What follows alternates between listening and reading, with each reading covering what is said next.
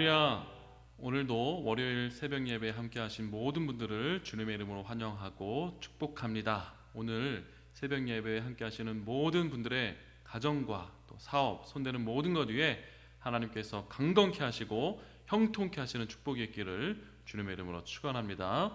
오늘 본문 누가복음 20장 9절에서 19절까지 말씀 함께 보도록 하겠습니다. 누가복음 20장 9절에서 19절 말씀입니다. 제가 한 절씩 읽도록 하겠습니다. 그가 또 이 비유로 백성에게 말씀하시기 시작하니라. 한 사람이 포도원을 만들어 농부들에게 새로 주고 타국에 가서 오래 있다가 때가 이름에 포도원 소출 얼마를 바치게 하려고 한 종을 농부들에게 보내니 농부들이 종을 몹시 때리고 거저 보내었거늘 다시 다른 종을 보내니 그도 몹시 때리고 능욕하고 거저 보내었거늘 다시 세 번째 종을 보내니 이 종도 상하게 하고 내쫓은지라. 포도원 주인이 이르되 어찌할까? 내 사랑하는 아들을 보내리니 그들이 혹 그는 존대하리라 하였더니 농부들이 그를 보고 서로 의논하여 이르되 이는 상속자이니 죽이고 그 유산을 우리의 것으로 만들자 하고 포도원 밖에 내쫓아 죽였느니라. 그런즉 포도원 주인이 이 사람들을 어떻게 하겠느냐? 와서 그 농부들을 진멸하고 포도원을 다른 사람들에게 주리라 하시니 사람들이 듣고 이르되 그렇게 되지 말지이다 하거늘 되지 말아지이다 하거늘 그들을 보시며 이르시되 그러면 기록된 바 건축자들의 버린 돌이 모퉁이의 머릿돌이 되었느니라 함이 어찌미냐? 무릇 이 돌 위에 떨어지는 자는 깨어지겠고 이 돌이 사람 위에 떨어지면 그를 가루로 만들어 흩으리라 하시니라. 서기관들과 대제사장들이 예수의 이 비유는 자기들을 가리켜 말씀하심인 줄 알고 즉시 잡고자 하되 백성을 두려워하더라. 아멘. 네, 아멘. 오늘 본문 말씀을 가지고 악해지면 약도 없다, 악해지면 약도 없다라는 제목으로 은혜를 나누고자 합니다. 오늘 본문은 예수님의 공생의 기간 중 언제적 기록일까요? 언제적 가르침일까요? 대부분의 성경학자들은 이렇게 이야기합니다. 십자가 처형을 마지막 한 걸음 남겨놓은, 단 한 걸음 남겨놓은 시점에 예수님께서 하신 말씀이다. 우리는 19장에 호산나 호산나 나귀를 타고 예루살렘 성에 입성하시는 예수님을 호산나 호산나 하며 맞는 그 모습을 기록했던 내용을 보았던 기억이 나시죠? 예수님은 3년의 공생의 기간을 마치고 예루살렘 성전에 입성하게 되십니다. 그리고 그 입성 후에 많은 논쟁과 가르침들이 있었는데 그 시기는 굉장히 짧은 사역의 기간을 갖고 있습니다. 그런데 성경은 이 시기에 시기는 짧았지만 이 시기의 사역을 꽤나 길게 기록을 하고 있다는 점을 우리는 주목해 보아야 합니다. 그만큼 이 시기의 사역들은 핵심 사역이었고 그의 가르침 역시도 핵심 가르침이었다는 것을 우리는 생각을 해볼 수 있습니다. 오늘 본문 십자가 사건을 단 이제 한 걸음 정도 남겨놓고 하신 말씀, 그만큼 중요한 말씀일 텐데요. 어떠한 말씀일까요? 예수님은 특별히 이 시기에 종말에 대한 비유를 많이 남기셨습니다. 종말에 대한 비유. 자신의 죽음을 이제 불과 며칠 앞두고 종말에 대한 비유를 예수님이 하셨던 것이죠. 종말, 좀 어려운 단어일 수도 있겠지만 그렇게 어려운 단어는 아닙니다. 종말은 마지막 때를 말하는 단어입니다. 마지막 때. 어떤 한 개인이나 어떤 피조물, 모든 인류의 마지막 때를 의미하는 거죠. 좀 더 구체적으로 설명드리면 개인의 죽음 내지는 지구의 멸망, 어떤 피조물의 멸망 등으로 이해하면 쉽습니다. 우리는 종종 종말론에 대해서 종말론이란 단어를 듣기도 하는데요. 그것은 마지막 때에 관한 교훈이다, 가르침이다 이렇게 이해하시면 쉽습니다. 예수님은 이 십자가 죽음을 단 한 걸음 정도 남겨놓은 이 마지막 시점에 종말에 대한 비유를 여러 가지 하셨는데요. 한번 들어보시겠어요? 오늘 우리가 읽었던 포도원 농부에 대한 비유, 그리고 열처녀 비유, 달란트 비유, 양과 염소 비유, 무화과 나무 비유 등등도 종말에 관한 예수님의 마지막 시점에 주었던 가르침입니다. 뭔가 공통된 느낌이 있지 않습니까? 어떤 뭔가 느낌이 팍팍 이렇게 오지 않으십니까? 네. 아무도 답이 없으시네요. 지금 예배당에 저 혼자만 있어서 아무도 답을 안 하시는 것 같습니다. 이 종말에 대한 비유는 같은 맥락을 가지고 다 기록이 되어 있습니다. 그래서 오늘 본문 하나만 잘 이해해도 나머지 그 비유들을 한 번에 이해할 수가 있습니다. 자, 그럼 오늘 본문을 한번 살펴보도록 할게요. 예수님은 종말에 대해서 무엇을 가르치고 계십니까? 어떠한 교훈을 우리에게 남겨주고 계십니까? 그 가장 첫 번째 교훈은 더디 온다는 것입니다. 더디 온다. 첫 번째, 종말은 더디 온다. 우리가 생각했던 것보다 더디 온다고 예수님은 공통적으로 가르치고 계세요. 그런데 그 마지막 때가 더디 오기 때문에 생기는 문제가 한 가지 있습니다. 그것은 어떠한 문제인가 하면 더디 오기 때문에 그 마지막 때가 생각보다 늦기 때문에 악한 것들, 악한 사람들, 그런 사람들은 종말이 마치 안 올 것이라고 착각을 하고 그렇게 단정을 하고 계속해서 악행을 거듭 행한다는 거예요. 이것이 문제입니다. 그래서 오늘 본문도 9절에 보시면은 그가 또 이 비유로 백성에게 말씀하시기 시작하시니라. 한 사람이 포도원을 만들어 농부들에게 새로 주고 타국에 가서 오래 있다가, 이렇게 이야기합니다. 타국에 간 지 오래됐어요. 소작농들이 주인의 땅을 농작한 지가 꽤 오래된 거예요. 주인은 오지 않습니다. 그러니까 주인이 정말 올까? 오지 않겠지? 라는 그 막연한 추정 속에서 어떠한 단정을 가지고 악행을 계속해서 저지르고 있다는 것입니다. 열처녀 비유도 마찬가지예요. 기억하실 겁니다. 열처녀 비유에서 신랑이 더디 오므로, 생각보다 더디 왔어요. 그래서 준비한 기름을 다 쓰고 잠들었는데 신랑이 왔을 때 다시 불을 피우려고 하니까 기름이 없어요. 더 많은 기름을 준비해야 되는데 그 기름이 없었죠. 달란트 비유도 마찬가지입니다. 1달란트, 3달란트, 5달란트.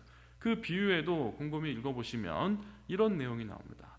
오랜 후에 주인이 돌아와 묻는 거예요. 그렇게 기록하고 있어요. 재림의 지연성을 의미합니다. 자, 첫 번째 종이 왔을 때 오늘 본문에서 때려서 돌려보냅니다. 그런데 예수님은, 그 주인은, 하나님은 첫 번째 종이 매를 맞고 돌아왔을 때 군사를 보내서 바로 직결 심판에 이들을 넘기거나 어떤 본때를 보여주셨어야 함에도 불구하고 다시 또 종을 보내는 거예요. 맞고 돌아왔는데 또 종을 보내시죠. 뭔가 의미심장하지 않습니까? 이 악한 농부들이지만 자신의 농부들이기 때문에 그들이 회개하고 돌이키기를 기다리시는 하나님의 마음을 우리는 읽을 수 있습니다.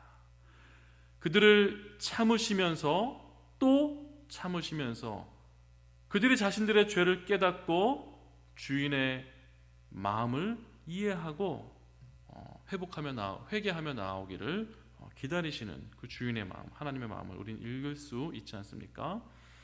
악인들은 예수님의 재림이나 또 마지막 심판이 생각만큼 빨리 오지 않는다고 단정을 하고 오늘 본문처럼 주인이 보낸 종들을 멸시하거나 게으름을 피우면서 악행에 머물러 있는 특징을 가지고 있습니다. 간단히 한번 적용을 해봤으면 좋겠습니다. 오늘 우리의 모습은 어떻습니까? 주인이 자신의 뜻을 전하러 종을 보냈는데 때려서 돌려보내고 또 때려서 돌려보내고 또 때려서 돌려보내고 있는 악한 농부들의 모습이 바로 우리의 모습은 아닙니까? 하나님은 오늘도 우리에게 말씀하시고 또 말씀하시고 또 말씀하시는데 그 말씀에 우리는 어떻게 반응하고 있습니까? 어차피 주인은 더디 올 거니까 지금 눈앞에 나타난 주인의 종을 때려서 돌려보내도 주인은 나타나지 않으니까 주인의 뜻이 무엇인지 내가 알 바도 없고 그의 뜻을 알아도 굳이 따르고 싶지도 않은 것이 악한 농부들의 마음이었고 또 오늘 이곳에 있는 우리들의 마음은 아닙니까?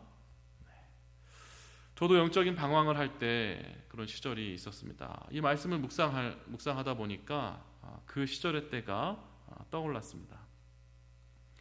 모태신앙으로 자라서 계속 신앙생활을 해오다가 어떤 청년의 때 영적인 방황을 했었는데요. 처음에는 슬며시 교회를 한번 빠져봤어요. 그리고 2번도 빠져봤습니다. 주일 예배를 빠져봤어요. 그런데 무슨 일이 일어났을까요? 아무 일도 일어나지 않았습니다. 그런데 그때 하나님은 교회 친구들이나 선배나 여러 사람들을 저에게 계속해서 보내시면서 저를 설득하고자 하는 일들을 하셨었어요. 하지만 저는 그들을 냉정하게 돌려보냈습니다. 그것이 바로 오늘 본문의 악한 농부의 모습이지 않겠습니까? 하나님은 그들을 통해서 생명을 살리는 말씀, 영원한 복을 누리게 될 그 말씀을 쥐어서 저에게 보내주셨는데 저는 그들을 냉정하게 돌려보내었던 것이죠. 그때는 몰랐지만 당장 아무 일도 일어나지 않으니까 주일을 빠져도 아무 일이 일어나지 않고 또 빠져도 그들의 말을 듣지 않아도 어떤 일도 일어나지 않으니까 저는 주인이 더디 온다 단정하고 또 주인이 보낸 종들을 멸시했던 그 악한 농부들처럼 동일하게 행동을 했던 것입니다. 그러다 어떻게 됩니까? 큰일 납니다. 큰일 나요. 철퇴를 맞습니다. 네, 그런데 참으로 감사한 것은 이 재림의 지연이죠. 하나님의 그 기다림, 그 속에 복음이 있다는 거예요. 참 이것이 너무나 감사한 것 같아요. 3번의 종을 보내시고 나서 마지막으로 이제 한 사람이 이 종들에게 찾아오게 되는데 그분은 바로 주인의 아들, 또 오늘날 우리가 믿고 있는 예수 그리스도입니다. 13절에 보니까 포도원 주인이 이르되 어찌할까 내 사랑하는 아들을 보내리니 그들이 혹 그는 존대하리라 하였더니 하시면서 아들, 그 사랑하는 아들을 보내는 거예요. 그런데 이때에 어떤 일들이 일어납니까? 14절에 보니까 농부들이 그를 보고 아들을 받습니다. 서로 의논하여 이르되 주인의 상속자니까 죽이고 그 유산을 우리의 것으로 만들자 이렇게 결정을 하는 거예요. 그리고 나서 실제로 15절에 포도원 밖에 내쫓아 죽였느니라 이렇게 얘기합니다. 당시 갈릴리 어떤 그 관습에 의하면 상속자가 없을 경우에 그 땅을 그 농지를 경작하던 농부들이 주인의 그것을 소유권을 그대로 받아서 갖게 된다는 어떤 그런 관습들이 있었다는 거예요. 그래서 주인은 이제 본지 너무 오래됐어요. 살아 있는지 죽었는지 잘 알지도 못합니다. 그런데 갑자기 종들이 3번 나타났다가 이제 그들을 때려서 돌려보냈는데 그래도 주인이 나타나지 않더니 이제 주인의 아들이 나타난 거예요. 주인의 아들? 주인의 아들을 죽이면 우리가 주인이 될 수 있겠는데 라는 생각을 한 겁니다. 하나님의 말씀을 듣지 않는, 하나님의 보낸 그 종들을 멸시하는, 그 말씀을 멸시하는 그 마음에는 어떠한 마음이 있습니까? 하나님을 죽이고 그의 아들을 죽이고 내가 하나님이 되고자 하는, 내가 주인이 되고자 하는 정말 악독한 그 마음과 같은 마음이라는 것입니다. 그 마음이 우리에게 있다는 거예요. 행여 우리는 그런 마음을 가지고 있지는 않습니까? 그래서 그런 사람들은 어떻게 됩니까? 16절에 보니까 와서 그 농부들을 진멸하고 포도원을 다른 사람들에게 주리라 하시니 사람들이 듣고 이르되 그렇게 되지 말아지이다. 저는 정말 그렇게 되고 싶지 않습니다. 이렇게 이야기했다는 거예요. 하나님은 우리에게 종들을 3번 보내시는 것처럼 오늘도 우리에게 말씀하시고 또 말씀하세요. 그렇게 하나님은 우리를 기다리고 또 기다리시는 거죠. 그리고 마지막 생명의 말씀, 영원한 축복의 말씀으로 오신 예수 그리스도를 우리에게 보내십니다. 그런데 그 예수 그리스도 하나님의 아들을 거역하는 것, 거부하는 것, 복음을 받아들이지 않는 것은 내가 하나님인데, 내가 주인인데, 내가 주인이 될 거야. 난 내 인생의 주인은 바로 나야. 라는 그 교만하고 악독한 마음을 감추고 그렇게 행동을 한다는 것이죠. 하나님을 믿지 않는 자들의 마음은 사실 그렇지 않겠습니까? 하나님이 눈에 보여야 믿지라는 그 마음이 아니고, 그 의심에서 오는 마음이 아니라, 내가 나의 주인인데 내가 어떤 주인을 또 모시겠느냐 하는 그런 교만함이, 그 죄악된 본성들이 그 안에 있는 것을 우리는 보게 됩니다. 그런데 한번 생각해 보십시오.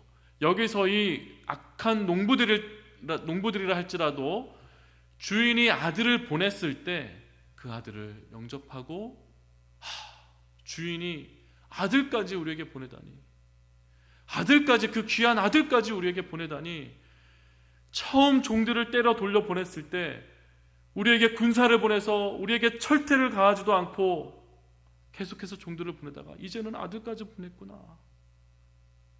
종이 얼마나 우리를 생각하는지 이제 알겠다 하고 그곳에서 회개하고 그 아들의 말을 듣고 아들을 영접한다면 그 악한 농부들은 아마 용서를 받았을 거예요. 그런데 어떻습니까? 대부분 많은 사람들이 그렇지 못하다는 것이죠. 참 저는 감사하게도 약 10여 년의 그 영적인 방황 끝에 예수님이 찾아오셨어요. 마지막으로 하나님이 보내신, 그 주인이 보내신 주인의 아들 예수님을 대면하는 그런 시간을 갖게 되었습니다. 그때에 깨달았어요.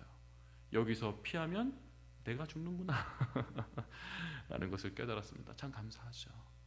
그리고 저는 그곳에서 회개하고 그 아들을 영접하는 은혜가 있었습니다. 그래서 저는 심판에 이르지 않고 하나님의 귀한 축복을 상속받는 그 은혜까지 누리게 되었습니다. 그런데 어떻습니까? 그렇다 할지라도 계속해서 여전히 내 안에 악한 농부와 같은 마음들이 아직도 남아있는 것을 오늘 보게 되는 거예요. 어떤 말씀이 들려줄 때 그 말씀을 있는 그대로 듣고 싶지 않은 그 마음, 지금도 여전히 내 안에 있는 것을 보게 됩니다. 하나님이 나에게 무엇을 말씀하고자 하는지 하나님의 본심을 생각하는 것이 아니라 단지 내 마음에 감정적으로 그것을 거부하고 싶은 마음이 어느 순간순간 생기기도 한다는 것이죠.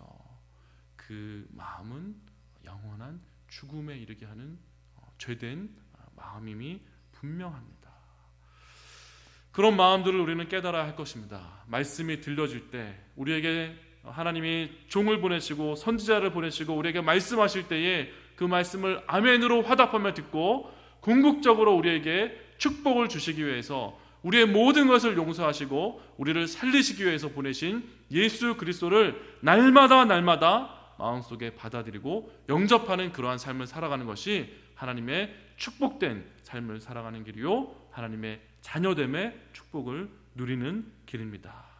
저는 오늘 본문 말씀을 묵상하고 또 저 삶에 어떠한 적용을 할까 곰곰이 고민을 하면서 잘 모르겠습니다. 이 말씀과 그러한 적용이 어떠한 상관이 있는지 그 상관점을 잘 찾지는 못하겠어요. 그런데 계속해서 이 말씀을 묵상하는 동안 저는 두 가지 적용점들이 저의 머릿속에 가득가득 차오르는 것을 저는 거부할 수가 없었습니다.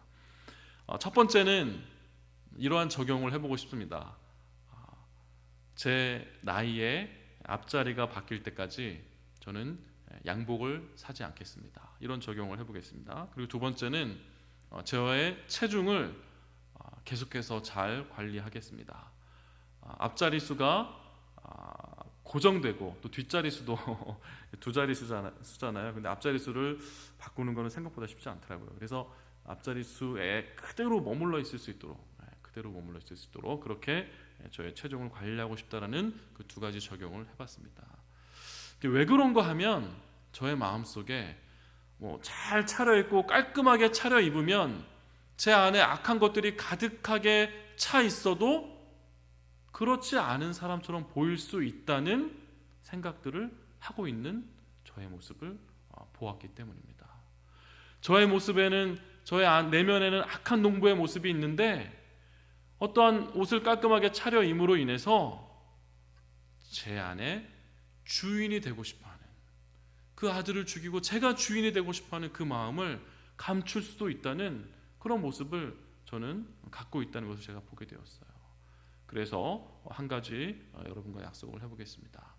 제 나이의 앞자리가 바뀔 때까지 양복을 사지 않겠습니다. 있는 옷 그대로 잘 아껴서 입으면서 뭔가 겉으로 드러난 것보다 내면에 하나님 앞에 더욱더 진실한 그런 신앙의 모습을 가질 수 있도록 노력하며 살고 싶습니다. 그런 적용을 해봅니다. 체중 관리도 마찬가지입니다. 어떤 음식 앞에 욕심을 내는 것이 아니고 배고픔을 절제하고 이기면서 내 삶을 내 마음대로 컨트롤하고 주장하는 것이 아니고 내 삶을 하나님께 온전히 맡기면서 건강한 나의 육신으로 잘 관리해 나가고 절제하는, 그리고 내가 주인이 아니고 하나님이 내 삶의 주인임을 그렇게 음식을 조절하면서 인정하고 고백하는 그러한 삶을 살고 싶다는 생각이 들었기 때문에 이러한 적용점을 오늘 여러분 앞에 고백해 봅니다. 지난번 새벽 설교를 통해서 저는 여러분에게 청바지 팔아서 그 돈으로 이웃과 함께 나누겠다 이런 적용을 했었는데요. 며칠 시간이 저에게 주어져서 그 적용을 잘 실천해 보았습니다. 여러분에게 말씀드리지 않은 몇 가지의 적용들이 있는데 그 부분은 아직 하지 못했지만 기회를 봐서 그렇게 꼭 하도록 하겠습니다. 오늘 말씀을 통해서 어떻게 보면 좀 생뚱맞은 적용일 수도 있지만 여러분도 그러한 적용을 해봤으면 좋겠습니다. 내 안에 악한 농부들처럼 하나님의 심판은 어차피 더디 오니까 내가 하나님의 말씀을 지금 당장 듣지 않아도 나에게 어떤 일이 생기지 않으니까 그냥 또 듣지 말고 그냥 모른 척하자 라는 그런 마음이 행여나 우리 가운데 있진 않습니까? 그것을 내 안에 어떤 신앙적인 거룩한 모습으로 감추고자 하는 당시에 서기관들과 바리새인들, 이들을 향한 말씀이었잖아요. 그들의 모습과 같이 뭔가 외식하는 모습이 우리에겐 있지 않습니까? 그런 것들을 돌아보고 혹시 말씀을 통하여 깨닫게 하시는 것이 있으면 작은 것 하나라도 하나님 앞에서 적용해가면서 더욱더 신실하고 거룩한 하나님의 자녀된 모습으로, 제자된 모습으로 살아가는 우리 모두가 될 수 있기를 주님의 이름으로 축복합니다. 아멘. 함께 기도하시겠습니다. 하나님 감사합니다. 하나님, 우리는 참으로 연약합니다. 하나님께서는 우리의 악한 것들을 보시면서 기다리고 또 기다리고 계시지만은 하나님의 기다림을 우리의 오만하고 방자한 그 죄된 모습으로 가볍게 여기고 계속해서 악한 그 상태에 머물러 있는, 죄를 짓는 그 상태에 머물러 있는 모습이 우리의 모습이 아닙니까? 이 시간 돌아보게 하여 주옵소서. 서기관과 바리새인들이 자신들의 겉모습을 말씀으로 치장하면서 그 내면에 감추어진 악한 것들을 속이고 살아갔던 모습들이 우리에게는 행여 있지 않습니까? 하나님, 돌아보게 하여 주옵소서. 깨닫게 하여 주옵소서. 그것을 주님 앞에 진실한 마음으로 고백하고 작은 것이라도 결단하며 하나님 앞에 더욱더 거룩한 모습으로, 경건한 모습으로 나아갈 수 있도록 우리를 도와 주옵소서. 예수님 이름으로 기도하옵나이다. 아멘.